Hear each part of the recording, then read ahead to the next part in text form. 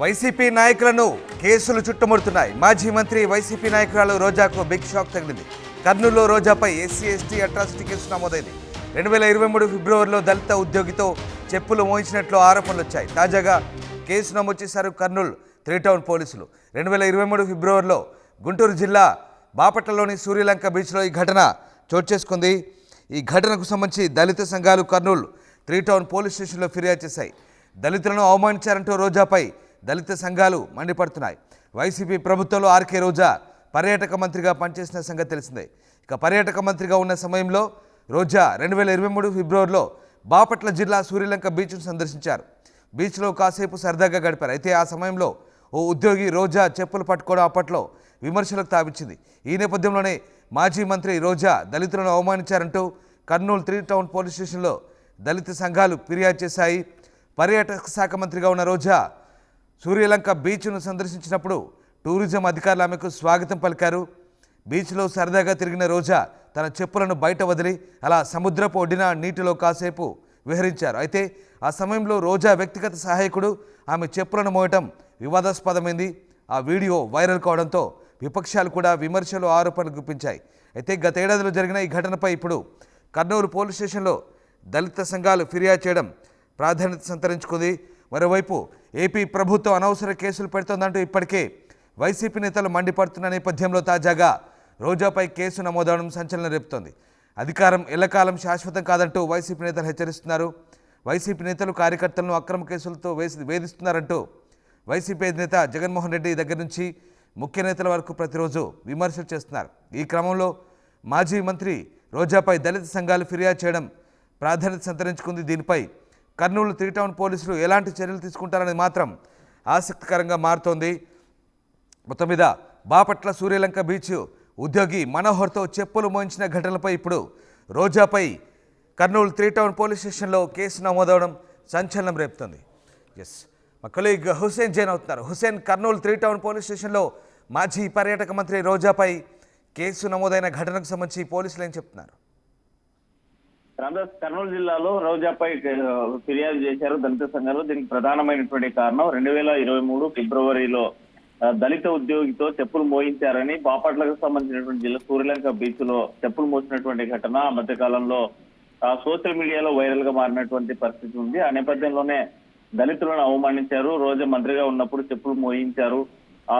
అక్కడ ఉన్నటువంటి వాళ్ళ కుటుంబ సభ్యులంతా కూడా మనోవేదనకు గురయ్యారు. సోషల్ మీడియాలో మరింతగా వైరల్ కావడంతో ఆ కుటుంబంతో పాటు దళితులు కూడా అవమానకరంగా ఫీల్ అయినటువంటి ఘటన జరిగింది. కాబట్టి దళిత సంఘాలు దండోరా సంబంధించినటువంటి నాయకుడు అనంతరత్నం మాదిగా ఎవరైతే ఉన్నారో అతను నిన్న సాయంకాలం 6 గంటల ప్రాంతంలో ఫిర్యాదు చేయడం జరిగింది. రోజా దళితులను అవమానించారు, దళితులతో చెప్పులు మోయించడం చాలా అవమానకరంగా చూస్తున్నాం. అందుకోసమే రోజా పైన ఫిర్యాదు చేయడం జరిగిందని అనంతరత్నం మాదిగా చెప్పినటువంటి పరిస్థితి ఉంది. అయితే 75 ఏళ్ల స్వాతంత్రంలో ఇప్పటికి కూడా దళితులను అవమానకరంగా చూస్తా ఉన్నారు.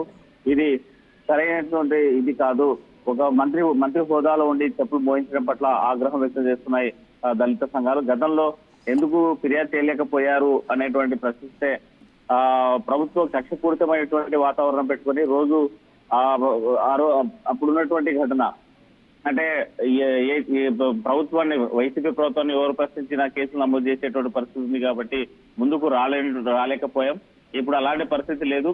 కాబట్టి దళితులను అవమానించినటువంటి రోజా పైన ఫిర్యాదు చేశామని చెప్పేటువంటి పరిస్థితి కనిపిస్తుంది. మరోవైపు వైసీపీ ప్రభుత్వం వైసీపీ నాయకుల మీద కక్షపూరితంగా టీడీపీ ప్రభుత్వం నాయకులు కావాలనేటువంటి దురుద్దేశంతోనే కేసులు నమోదు చేస్తున్నారని పెద్ద ఎత్తున ఆగ్రహం వ్యక్తం చేసేటువంటి పరిస్థితి కూడా కనిపిస్తోంది. ఎందుకంటే సజ్జల్ లాంటి నాయకుల మీద, భార్గవ్ లాంటి సోషల్ మీడియా యాక్టివిస్ట్ ఇన్ఛార్జీలతో పాటు వైసీపీకి సంబంధించినటువంటి ఎంపీ అవినాష్ ఆన్సర్డ్ వర్రా ఎప్పుడైతే ప్రధానంగా స్టార్టింగ్ అంటే వర్రాతో మొదలైనటువంటి సోషల్ మీడియా కేసులు నాయకుల మీద రోజు రోజుకి పెరుగుతూ పోయేటువంటి పరిస్థితి కనిపిస్తుంది. ఘటన ఒక చోట జరిగితే మరో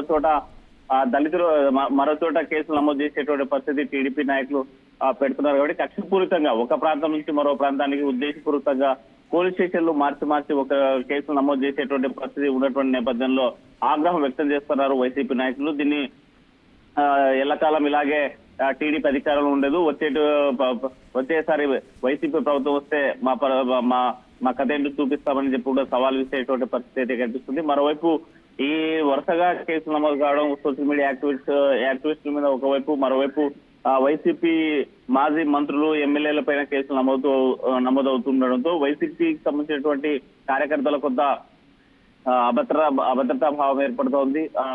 యాక్టివ్ గా ఉన్నటువంటి నాయకులు కార్యకర్తలు కూడా సైలెంట్ ఉండేటువంటి పరిస్థితి అయితే స్పష్టంగా కనిపిస్తుంది. ఏదేమైనా ఎన్డీఏ కూటమి టీడీపీ ప్రభుత్వం అధికారంలోకి వచ్చిన తర్వాత మాత్రం పెద్ద ఎత్తున వైసీపీ నాయకులను టార్గెట్ గా పెట్టుకొని ఎవరైతే యాక్టివ్ గా పనిచేసేటువంటి నాయకులు ఉన్నారో, వాయిస్ ఉన్నటువంటి నాయకులు ఎవరైతే ఉన్నారో అలాంటి వారిపైన కక్షపూరితమైనటువంటి కేసులు నమోదు చేస్తున్నారని ఒకవైపు మాజీ మంత్రి, అదేవిధంగా మంత్రి కూడా వైఎస్ జగన్మోహన్ రెడ్డి, మాజీ ముఖ్యమంత్రి వైఎస్ జగన్మోహన్ రెడ్డి కూడా ఆగ్రహం వ్యక్తం చేస్తున్నారు.